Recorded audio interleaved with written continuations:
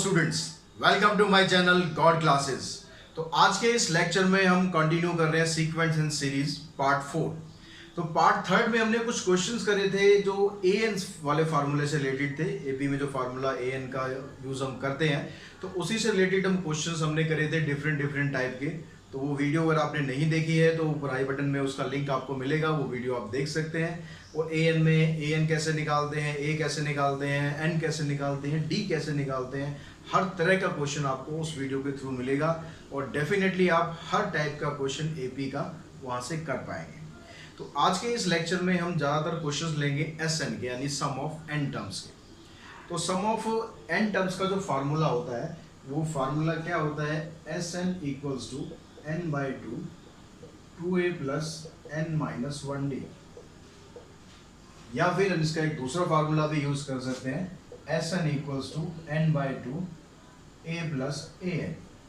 तो depending on the situation आप जो मर्जी फार्मूला इसमें से यूज करें, लेकिन जब भी आप ये वाला फार्मूला यूज करेंगे तो आपके पास हमेशा लास्ट वाली टर्म जरूर होनी चाहिए। अदरवाइज ये फार्मूला तो एवरग्रीन है, आप लगभग हर जगह इस फार्मूले को यूज कर सकते हैं। तो इन दो फार्मूलों के ऊपर बेस, इसके अलावा जो ए एन है वो तो साथ साथ आप चले गई क्योंकि पहले तो वही है, तो ए एन की हेल्प भी आपको कहीं कहीं पर यहाँ पर जरूरत पड़ेगी उसकी। तो हम इन्हीं सब फार्मूले को लेकर चलते हैं और जो क्वेश्चंस आएंगे आपके सामने उनकी स्टेटमेंट को समझकर, मेन चीज़ है कि आप उनके स्टेटमेंट को समझकर वहाँ से आप ये पता लगा पाएँ आपको ए दिया है, डी दिया है, एन दिया है, ए एन दिया है या एस एन दिया है, या इनमें से क्या निकालना है। तो हम देखो फर्स्ट क्वेश्चन पे चलते हैं। यहाँ कहता है how many terms. How many terms का मतलब आपके पास फटाफट दिमाग में क्लिक होना चाहिए, आपको निकालना क्या है। हाउ मेनी टर्म्स यानी आपको एन निकालना है। ये चीज पता लगी कि एन आपको यहाँ पर फाइंड करना है। अब जो एपी सीक्वेंस अगर आपको दिया हुआ है, कोई भी एपी सीक्वेंस दिया हुआ है, दैट मीन्स आपको दो चीज तो वो उसने दे दी, ठीक है। इनडायरेक्टली आपको दो चीज वो बता रहा है कि जो ए है वो 17 है और डी आ जाएगा यहाँ से 15 माइनस 17। तो क्वेश्चन के अंदर ये दो चीज आपके पास मिल गई। Must be taken so that the some is 72। अब यहाँ पर जो सम है वो आपको दिया हुआ है 72। तो जब क्वेश्चन में आपको सम दिया होगा तो सम का फार्मूला यूज करो। अगर क्वेश्चन में एन दिया होगा, ए एन दिया होगा तो ए एन का फार्मूला यूज करो। बिल्कुल सिंपल तरीका है। तो एस एन आपके पास है, यहाँ पर एस एन का फार्मूला हमने लिखा N by two A N minus 1d। S N की जगह आपने पुट कर दी वैल्यू 72। एन आपको फाइंड करना है, ए की वैल्यू 17, एन फाइंड करना है और डी की वैल्यू आ गई -2। इसको हम सिंप्लीफाई करते हैं। पहले इस ब्रैकेट को देखते हैं क्या आएगा, 34 -2 से इन दोनों ब्रैकेट के अंदर जो टर्म है उनको मल्टीप्लाई कर देते हैं। 72 इक्वल्स टू एन बाई 2 और 34 प्लस 2 36 माइनस 2 है। यहाँ से 2 कॉमन निकल रहा है, कॉमन निकाल देते हैं ताकि ये वाला 2 खत्म हो इसका चक्कर।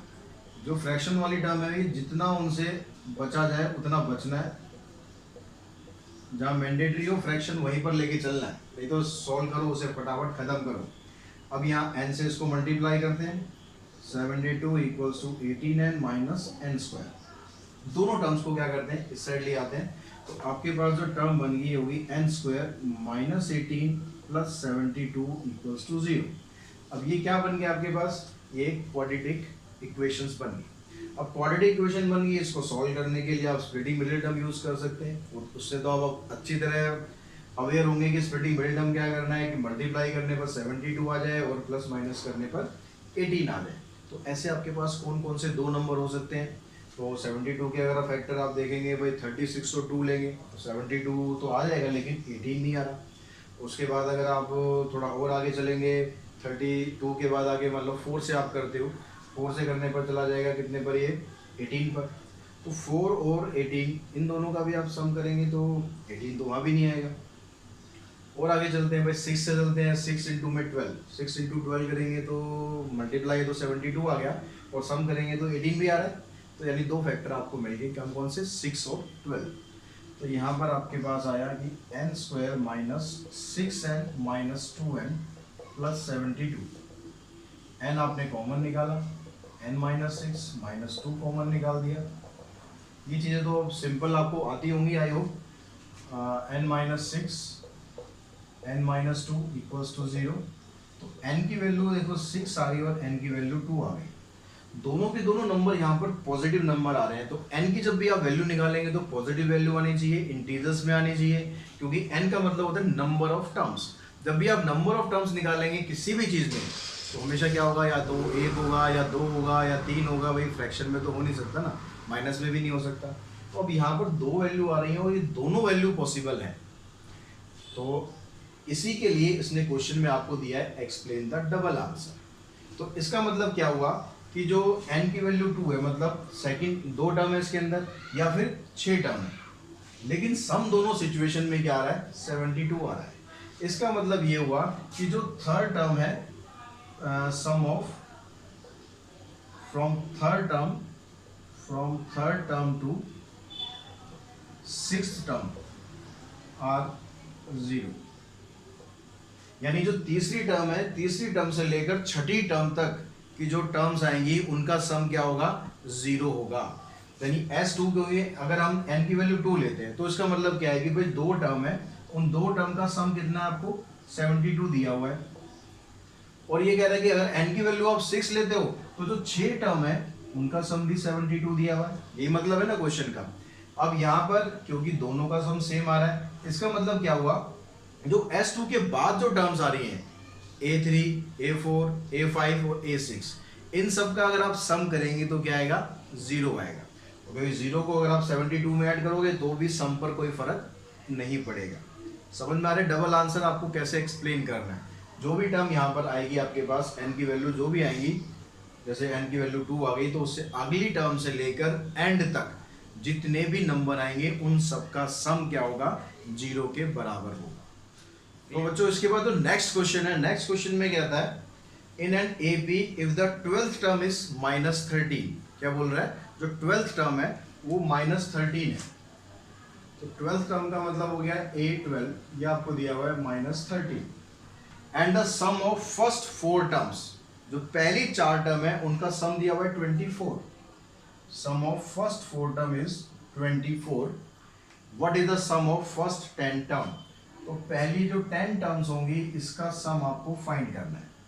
तो अब यहाँ पर क्वेश्चन में क्या क्या आपको दे दिया, एक तो A12 दिया हुआ है और एक S4 दिया हुआ है। तो A12 अगर दिया हुआ है आपको तो हमें क्या करना है, इसमें A12 की जगह हम फार्मूला यूज कर लेते हैं A+11D। ठीक है, पिछले वीडियो में इसके बारे में डिटेल में आपको बताया था। A12 अगर है तो उसकी जगह आप लिख सकते हैं A+11D। तो यहाँ से आपके पास ये इक्वेशन ये आ है। तो S4 दिया हुआ है आपको 24, तो यहाँ पर आप Sn का फार्मूला यूज करें। n की जगह क्या करना है, आपको 4 पुट कर देना। तो n/2 2a प्लस में n-1 इंटू में d इक्वल्स टू 24। इससे ये हमने कैंसिल किया, इस 2 को आप इधर ले जाएं, यहाँ क्या रहेगा 2a plus 3d equals to 24/2 यानी 12। तो आपके पास जो सेकंड इक्वेशन आ गई है 2a plus 3d equals to 12, दो इक्वेशन आ गई। अब इन दोनों को आपको सॉल्व करना है। सॉल्व करने के लिए आप कोई भी मेथड आप यूज कर सकते हैं, एलिमिनेशन, सब्स्टिट्यूशन, क्रॉस मल्टीप्लिकेशन, जो भी मेथड आपको अच्छी तरह आता है। तो अगर मैं एलिमिनेशन यूज करूंगा तो मुझे क्या करना है, यहाँ पर 2a तो इसको भी मैं 2a बना लेता हूँ, यानी इस पूरी इक्वेशन को 2 से मल्टीप्लाई कर लेते हैं। 2a प्लस 22d माइनस 26, यहाँ पर आ गया 2a plus 3d equals to 12। Sign change किए, यहाँ से इसको सॉल्व किया तो आ गया 19d, यहाँ से आ गया -38। यानी d की वैल्यू आप निकालेंगे तो d की वैल्यू आपको मिलेगी -2। अब d की वैल्यू की हेल्प से आप a की वैल्यू निकाल दो, इसमें फर्स्ट में पुट करो। तो फर्स्ट इक्वेशन में हमने पुट किया a प्लस 11 d की वैल्यू -2 इक्वल्स टू -30। अब यहाँ -22 हो गया, -22 का क्या करना है भाई, -22 उधर ले जाना है। तो ये आ गया a-22 इक्वल्स टू -13, यानी a की वैल्यू आ गई -13 प्लस 22, यानी a आ गया आपके पास 9। a भी आ चुका भाई, d भी आ चुका। अब क्या निकालना है, S10 निकालना है। अब तो बच्चों को खेल रही है S10 निकालना। तो S10 के लिए क्या करेंगे, n/2 2a। ये Sn का फार्मूला, मैं फार्मूला बार बार नहीं लिख रहा हूँ, आई होप अब तक आपको अच्छी तरह याद भी हो गया होगा शायद। तो क्या था 2a, a की वैल्यू आपके पास 9, n-1, n है 10 -1 इंटू में d, d की वैल्यू आपके पास आ गई -2। इसको सिंप्लीफाई किया हमने, यहाँ पर आएगा 9, 9 2 18। अरे भाई ये तो ज़ीरो आ गया। आंसर जब ज़ीरो आता है तो पता लगता है यार इतनी सारी मेहनत हमने कर ली, मेहनत करने के बाद आंसर क्या आया, ज़ीरो आया। लेकिन सही आना चाहिए तो कोई दिक्कत नहीं, ज़ीरो आए या कुछ भी आए, आंसर आपका सही होना चाहिए। तो नेक्स्ट क्वेश्चन आपको यहाँ पर दिया हुआ है, यहाँ पर स्क्रॉल अप करते हैं, नेक्स्ट क्वेश्चन पे चलते हैं। आपको एक एक चीज़ में एक एक क्वेश्चन बिल्कुल बेसिक तरीके से समझा रहा हूँ ताकि आपको किसी भी तरह की कोई दिक्कत ना हो। Find the sum of all natural number lying between 100 and 1000 which are multiple of 5। यहाँ क्या कह रहा है कि आप उन सभी नेचुरल नंबर का सम बताओ जो कि 100 और 1000 के बीच में आते हैं, बिटवीन बोल रहा है। तो 100 एंड बिटवीन 100 एंड 1000, ठीक है। कौन से नंबर चाहिए उसे, मल्टीपल ऑफ 5, ठीक है। तो हम यहाँ पर लिखते हैं द नंबर्स। ये तो क्वेश्चन हो गया कि भाई आपको कौन से नंबर चाहिए, यहाँ पर मल्टीपल ऑफ 5, इन सब का आपको सम फाइंड करना है, ये क्वेश्चन है। मैंने शॉर्ट में लिख दिया क्वेश्चन, आप समझ जाना। अब यहाँ पर आपको ऐसे नंबरों की सीरीज बनानी है जो 5 के मल्टीपल है और इन दोनों नंबर के बीच में आ रहे हैं। तो numbers which are multiple of 5 and lying between 100 and 1000। तो क्या नंबर आएगा, सबसे पहला नंबर 100 नहीं लेना है, उनके बीच में बोला है, तो ना तो आपको 100 लेना है ना 1000 लेना है, यानी आपके पास नंबर आ गया 105। 100 के बाद 105 ही ऐसा नंबर होगा जो 5 से डिवाइड होगा। मल्टीपल का मतलब है कि जो 5 की टेबल में आएगा, 5 की टेबल में कौन आएगा, जो 5 से डिवाइड होगा। तो 105, फिर उसके बाद 110, फिर 115, इस तरह से। अब लास्ट टर्म पे चलते हैं हम, जो 1000 है, 1000 से पहले कौन सी टर्म आएगी जो 5 से डिवाइड होगी, 995। यहाँ तो हमें पता लगाना बड़ा आसान है कि 5 से आप डिवाइड कर रहे हैं, वरना आपको दूसरा तरीका ये बता देता हूँ कि अगर आपके पास यहाँ पर कुछ और होता, 5 की जगह 7 होता, 13 होता, कुछ होता, तो आपको सिंपली क्या करना है, जो लास्ट वाला नंबर है उसको आपको डिवाइड कर लेना है, जो भी नंबर यहाँ पर आपको दिया हुआ है। अब यहाँ पर ये नंबर खैर 5 से डिवाइड हो रहा है, तो यहाँ रिमाइंडर कुछ बचेगा नहीं, ठीक है। यहाँ पर 200 पे पूरा पूरा ही डिवाइड हो जाएगा, यहाँ पर रिमाइंडर कुछ नहीं बचेगा। अगर यहाँ पर कुछ और नंबर होता है तो जो रिमाइंडर बचेगा उस रिमाइंडर को इस लास्ट वाले नंबर में से आप माइनस कर देना, तो आपका नंबर निकल जाएगा लास्ट वाला, ठीक है। सपोज यहाँ पर अगर यहाँ पर 7 होता तो हम क्या करते हैं, 7 से 1000 को डिवाइड करके देखते, 7 1 जा 7, 7 4 जा 28, और फिर आ गया 7 2 जा 14। तो ये 6 रिमाइंडर बच रहा है, यानी जो मेरे को 1000 नंबर है लास्ट, उसमें से 6 में अगर माइनस कर दूं तो मेरे पास जो नंबर आएगा 994, ये नंबर 7 से एग्जैक्ट डिविजिबल होगा। लेकिन यहाँ पर क्योंकि हम 5 का केस ले रहे हैं तो हमारे पास जो लास्ट नंबर है वो बनेगा 995।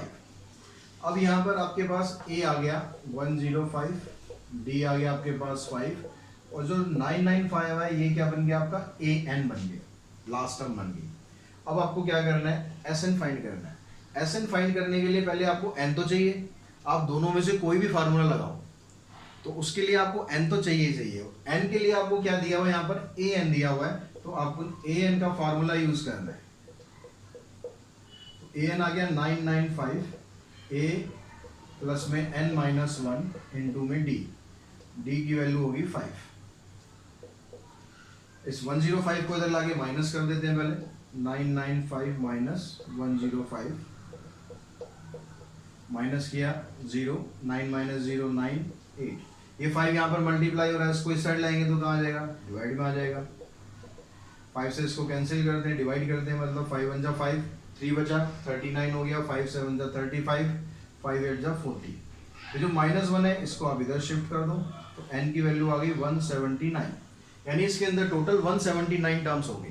अब इसमें से आपको इनका सम फाइंड करना है, तो आपने फाइंड करना है S179। यहाँ पर आप ये वाला फार्मूला लगा सकते हो, क्योंकि आपको जो लास्ट टर्म है वो गिवन है। तो लास्ट टर्म गिवन है, यहाँ पर n की जगह 179 आ गया, 179 अपॉन में 2, a की जगह आ गया 105 और लास्ट में आ गया 995। इन दोनों को प्लस कर देते हैं, 9 और 1 10, 9 और 1 10 और 11, ठीक है। तो यहाँ से इन दोनों को हमने प्लस किया और प्लस करके आपके पास 1100 आ गया। यहाँ से हमने इसको कैंसिल किया, 2 5 से 10, 2 5 से 10, 5 5 0। अब आपको क्या करना है, बस इन दोनों नंबर को आपस में मल्टीप्लाई करना है, मल्टीप्लाई करके आपके पास रिजल्ट आ जाएगा। तो मल्टीप्लाई इधर कर लेते हैं हम साइड में। तो मल्टीप्लाई आपने किया 179 को 55 से करते हैं, 5 9 45, 35 प्लस 4 39, 5 और 3 8, 8 9 5 5 4 18 और 9, लास्ट में 0 लगा देंगे, आंसर आ गया 98450। तो इस तरह से आप इसका सम निकाल सकते हैं, कितना आ जाएगा 98450। क्लियर होगी बात यहाँ तक। अब इससे जो नेक्स्ट क्वेश्चन है, नेक्स्ट क्वेश्चन पे चलते हैं। नेक्स्ट क्वेश्चन में आपको उसने दिया हुआ है कि एक एपी सीक्वेंस है, उसमें जो फर्स्ट 6 टर्म्स है, the sum of first 6 terms of an AP is 42, यानी S6 हमें दिया हुआ है 42। The ratio of the 10th term to the 30th term is 1/3। अब यहाँ पर रेशियो किसकी दी है आपको, 10th टर्म, जो टर्म आएगी टर्म को आपको क्या लिखना है, ए की फॉर्म में लिखते हैं। Ratio of 10th term and 30th term is 1/3। अब आगे कहता है calculate the first and 13th term. एक तो आपको फर्स्ट टर्म निकालनी है यानी ए निकालना है, इसके अलावा 13th टर्म निकालनी है, तो ये 13th टर्म आ, ये दो काम हमें करने हैं। अब यहाँ देखो आपको S6 दिया हुआ है, S6 मतलब आपको Sn का फार्मूला यूज करना है, उसमें n की जगह क्या यूज करना है, 6 यूज करना है। तो n/2 2a n-1 इंटू में d इक्वल्स टू 42। इससे ये कैंसिल किया आपने, इधर आ गया 2a प्लस में 5d इक्वल्स टू 42। इस 3 को क्या करना है, या तो आप मल्टीप्लाई कर लो या आप सीधा इसको करो, 3 को इस साइड लाओ, इस साइड लाके सॉल्व करने के तरीके बहुत सारे हैं, आप में जिसमें भी कंफर्टेबल फील करो उसी तरीके से आपको प्रोसीड करना है। अगर आपको लगता है भाई नहीं मेरे को ब्रैकेट में मल्टीप्लाई करके फिर मुझे आसान लगेगा, ब्रैकेट में मल्टीप्लाई करके करो, ये नहीं कि मैंने ऐसा किया तो आपको भी ऐसे करना है। जैसे आपको कन्वीनियंट लगता है कि किसी भी इक्वेशन को सॉल्व करना आपको अच्छी तरह आता है, सब्स्टिट्यूशन लगाओ, एलिमिनेशन लगाओ, क्रॉस मल्टीप्लाई लगाओ, कैसे भी लगाओ, लेकिन सॉल्यूशन बस कंडीशन ये है कि सही आना चाहिए, चाहे मेरा तरीका यूज करो चाहे अपना खुद का तरीका यूज करो। तो ये आपके पास पहली इक्वेशन आ गई। अब हम इसको लेते हैं, जो a10 दिया हुआ है आपको और a30 दिया हुआ है, इसकी रेशियो है 1/3। तो a10 को आप लिख सकते हैं a प्लस 9d, a30 आ गया a plus 29d equals to 1/3। Cross multiply कर देते हैं, यहाँ भी ये आ गया 3a प्लस में 27d इक्वल्स टू 1 से इसको मल्टीप्लाई करते हैं, a प्लस 29d। a वाली जो टर्म्स है उनको इधर ले आए हम, 3a minus a 29d minus 27d, इधर आ गया 2a इक्वल्स टू 2d, 2 से 2 कैंसिल, यानी a और d दोनों आपस में इक्वल आ गए। अब a और d दोनों अगर आपस में इक्वल आ गए तो भैया जो फर्स्ट इक्वेशन बनाई थी आपने वहां पर पहुंच जाओ, और वहां पर पहुंचने के बाद आपको क्या करना है, आपको d की जगह a पुट कर देना है, ठीक है। यहाँ पर जो d था उस d की जगह आपको a पुट कर देना है, क्योंकि d और a दोनों क्या थे, आपस में इक्वल है। तो यहाँ पर 2a और प्लस 5a 7a हो गया, a की वैल्यू निकल गई आपकी 2, a 2 है तो d भी 2 है, क्योंकि d और a दोनों बराबर है, तो d की वैल्यू आ गई आपके पास 2, a भी निकल गया d भी निकल गया, तो ये तो हो गया काम। अब रह गया a13, जरूरत है क्या निकालने की, निकाल लोगे अपने आप। a13 को आपको क्या लिखना है, a13 equals to a plus 12d, a और d दोनों की वैल्यू पुट करना, a13 की वैल्यू आप निकाल लोगे बड़े आराम से। तो देखिए नेक्स्ट क्वेश्चन में आपको कहता है the sum of n term of 2 AP are in the ratio 3n plus 8 7n plus 15, यानी दो डिफरेंट AP है, यहाँ पर एक चीज ध्यान रखना कि दो डिफरेंट AP है, और उसमें से जो n टर्म्स के सम है, एक ये दिया हुआ है एक ये दिया हुआ है, उनकी रेशियो दी हुई है। आपको क्या करना है, find the ratio of its 12th term. तो दोनों एपी में जो 12th नंबर पे टर्म आने वाली है उसकी आपको रेशियो बतानी है। तो पहले हम यहाँ पर चलते हैं भाई, sum of n term of 2 AP। तो जब आप sum of n term of 2 different AP लेंगे तो जब फार्मूला आप यहाँ पर यूज करेंगे n/2 2a प्लस n-1d ये एक एपी हो गई। जब आप दूसरी एपी लेंगे तो एन की जगह तो ठीक है एन ही रखना है, क्योंकि सम ऑफ एन टर्म्स बोला गया है। लेकिन क्योंकि डिफरेंट एपी है तो आप यहाँ पर इसको कैपिटल ए से दिखा दो या A1 A2 इस तरह से ले लो, मतलब डिफरेंट होना चाहिए। प्लस में n-1 इंटू में डी भी यहाँ पर डिफरेंट होना चाहिए। बस n सेम रहेगा, क्योंकि जो यहाँ पर सम ऑफ n टर्म्स दिया हुआ है। ठीक है, अब इसकी जो रेशो है आपके पास वो है 3n प्लस में 8 अपॉन में 7n प्लस 15। अब यहाँ से देखो n/2 तो कैंसिल हो ही गया। अब ये जो टर्म आपके पास आई है इसमें से आप क्या करें, 2 को कॉमन निकाल दो। अब भाई प्रॉब्लम ये है कि 2 को कॉमन यहाँ से तो निकाल सकते हैं, लेकिन यहाँ पर तो 2 है ही नहीं, तो फिर कॉमन हम इसको कैसे निकाल सकते हैं। ऐसी कोई भी टर्म जहाँ पर जिसको आप कॉमन निकाल रहे हो वो टर्म वहाँ पर नहीं होती, तो उसको कैसे लिखा जाता है, a plus n-1 divided by 2। कि जब आप इसको इससे मल्टीप्लाई करोगे 2a आ जाएगा, इसको इससे मल्टीप्लाई करोगे 2 से 2 कट जाएगा, इसके बराबर हो जाएगा। ठीक है, इस तरह से लिखा जाता है। सेम यही काम हम नीचे कर लेते हैं, 2 यहाँ से भी कॉमन निकाल देते हैं, a प्लस n-1/2 इंटू में कैपिटल D। इसको आपको अभी ऐसे ही रखना है, कुछ चेंज नहीं करना है इसमें, अभी शांत है ये, इसको ऐसे ही रखना है। यहाँ से देखो 2 से 2 कैंसिल हो गया, यहाँ तक आपको बात क्लियर हो गई। अब यहाँ पर क्या था, find the ratio of its 12th term. अब देखो 12th टर्म आपको निकालनी है, 12th टर्म का मतलब क्या होता है, a12 को हम कैसे लिख सकते हैं भाई, a प्लस 11d ऐसे लिखेंगे। अब यहाँ पर आ जाओ, a तो आपके पास आ गया, यहाँ पर क्या होना चाहिए, 11 होना चाहिए।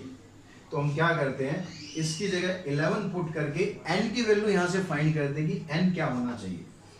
तो हम यहाँ क्या करते हैं, पुट n-1/2 इक्वल्स टू 11।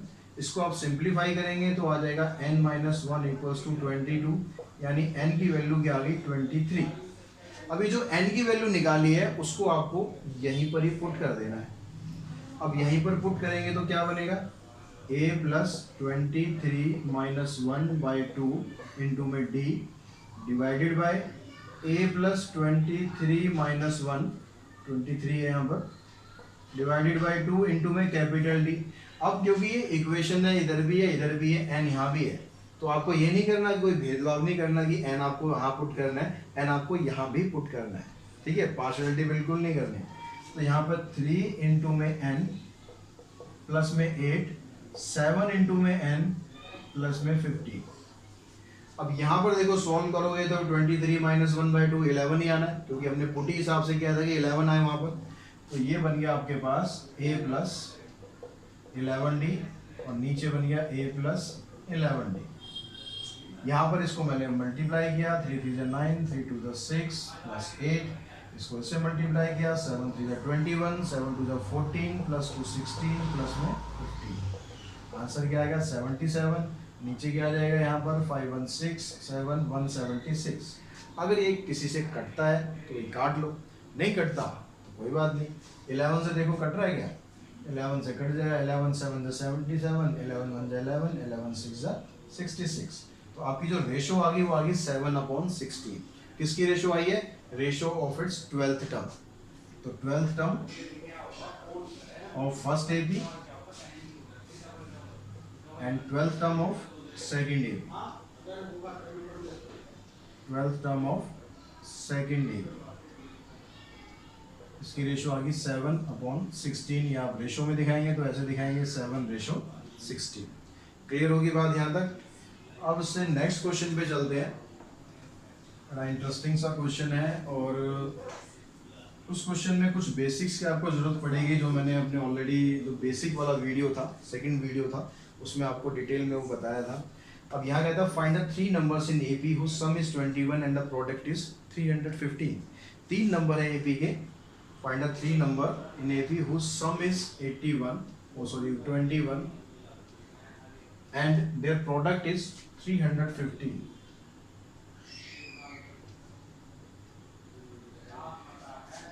तो इसमें अब क्या दिया हुआ है आपको भाई, सम कह रहा है कि 21 है, प्रोडक्ट 315 है। तो याद हो आपको जो हमने सेकंड वीडियो किया था उसमें मैंने कुछ आपको स्पेशल नोट्स बताए थे। अगर नहीं ध्यान से देखा तो जाओ भाई वीडियो उसको देखो जरा ध्यान से, उसमें अब जो बताया था वो यहाँ पर काम आने वाला है।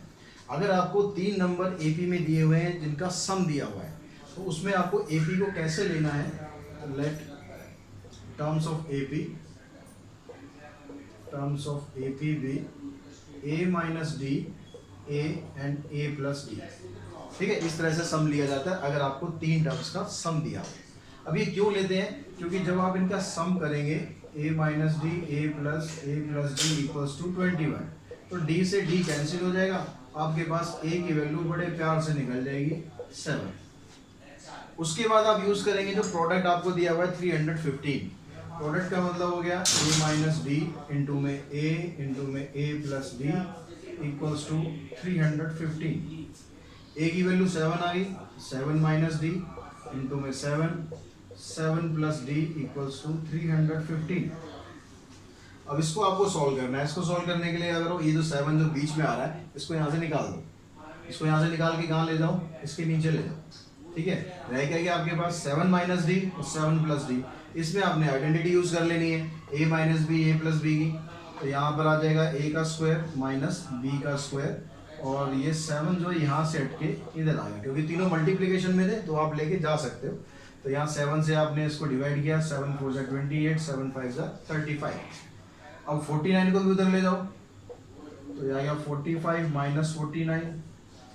माइनस डी स्क्वायर जो है वो -4 के बराबर आ गया, माइनस से माइनस कैंसिल, और डी की वैल्यू आ गई +-2। प्लस माइनस दोनों लेने हैं क्योंकि डी जो है पॉजिटिव भी हो सकता है और डी नेगेटिव भी हो सकता है, एन नहीं है ये चीज ध्यान रखना। तो डी की वैल्यू 2 आ गई और डी की वैल्यू -2 आ गई, ए की वैल्यू 7 आ गई। अब आपको क्या करना है, यहाँ पर सीक्वेंस तो आपको बताना ही है, वही तो चीज पूछी गई है। तो ए अगर 7 है और डी आपके पास आ गया +2, तो सीक्वेंस क्या बनेगा, पहली टर्म दी है A minus D, then terms are a minus D. a minus D मतलब 7 माइनस 2, पहली टर्म ये हो गई। फिर उसके बाद a, फिर a प्लस d, यानी ये आ गया 5 7 और 9। अगर हम दूसरा लेते हैं d, if a equals to 7 and d equals to -2, तो क्या होगा, a माइनस a की जगह क्या हो गया 7 माइनस -2, फिर 7 प्लस -2, इसको सोल्व करेंगे 9 7 और 5। तो टर्म्स अब वही आती हैं, लेकिन बस क्या होता है उनका ऑर्डर चेंज हो जाता है। यहाँ पर पहली टर्म है, यहाँ पर ये लास्ट टर्म हो जाएगी।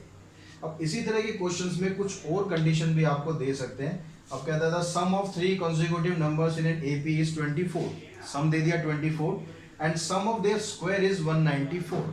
अब उनके स्क्वायर का सम दिया हुआ है। अब ये चीज यहाँ पर ध्यान रखना, क्या कह रहा है यहाँ पर क्वेश्चन के अंदर, सम तो आपको दिया हुआ है, सम कितना दिया हुआ है 24, इसको हमने 24 बना दिया, और उसके बाद क्या दिया है, sum of there squares, product नहीं दिया हुआ, सम ऑफ देयर स्क्वायर्स इज कितना है 194। अब यहाँ पर आपको नंबर बनाने, तो क्योंकि यहाँ पर भी आपको सम दिया हुआ है तो स्टार्ट आपको ऐसे ही करना है। तो ये सम दिया हुआ है, यहाँ पर 24 आ जाएगा और a की वैल्यू फिर उस हिसाब से हम निकालेंगे। बाकी जो चीज़ें हैं वो चेंज रहेंगी क्योंकि आपको यहाँ पर प्रोडक्ट नहीं दिया हुआ। तो सम दिया हुआ था, सम आपको दिया हुआ था 24, यहाँ 24 लेंगे तो a की वैल्यू तो अब भी मिल गई हमें, d आ गई। अब कहते हैं कि उनके स्क्वायर का सम, उनका स्क्वायर का सम मतलब a माइनस डी का स्क्वायर प्लस में a स्क्वायर प्लस में a प्लस डी का होल स्क्वायर, ये दिया हुआ है आपको कितना 194। अब क्योंकि a की वैल्यू तो आपके पास है ही ना यहाँ पर, तो a की जगह आप यहाँ पर पुट कर दो 8 माइनस डी का स्क्वायर प्लस 8 का स्क्वायर, 8 प्लस डी का whole square equals to 194। Identity use करो यहाँ पर, स्क्वायर दे यहाँ पर, तो a का स्क्वायर 64, b का square minus 2ab, complete identity use करनी है। 8 का स्क्वायर हो गया 64, फिर यहाँ पर 64 प्लस डी स्क्वायर प्लस में 16d इक्वल्स टू 194। अब यहाँ देखिए आप 16d कैंसिल हो गया, D square plus D square twice of D square, 64 64 64, 3 बार 64 आ रहा है तो 3 बार इसको ऐड करके उस साइड ले जाओ। 194 माइनस कितना आ जाएगा, 3 4 जा 12, 3 6 जा 18, 9। तो भाई 2d स्क्वायर आ गया आपके पास 2 के बराबर, 2 से 2 कैंसिल, d स्क्वायर आ गया 1, दैट मीन्स d की वैल्यू आ गई +-1। जैसे पिछले क्वेश्चन में 2 आया था, यहाँ पर क्या आ गया +-1। फिर आगे आपको वैसे ही करना है, if a equals to 8 and d equals to 1, तो सीक्वेंस क्या बन गया आपका, देन टर्म्स आर, पहली टर्म है a माइनस डी यानी 8 माइनस 1, 8 प्लस 1, ये 7 आ गया, ये 8 आ गया, ये 9 आ गया। अगर आप इसमें फिर -1 लेके चलते हैं तो a equals to 8 and d equals to -1, तो टर्म्स क्या आएंगे आपके पास, टर्म्स वही आएंगी, बस क्या होगा उनका ऑर्डर उल्टा हो जाएगा, 8 माइनस -1 फिर 8 प्लस -1, ये आ गया 9, यहाँ पर आ गया 8, यहाँ पर आ गया 7। तो इस तरीके से बस यहाँ पर भी ऑर्डर चेंज हो जाना है। तो इस तरह के क्वेश्चन आपको ऐसे ही करने हैं, तो आप ज़्यादा इजी तरीके से कर पाएंगे।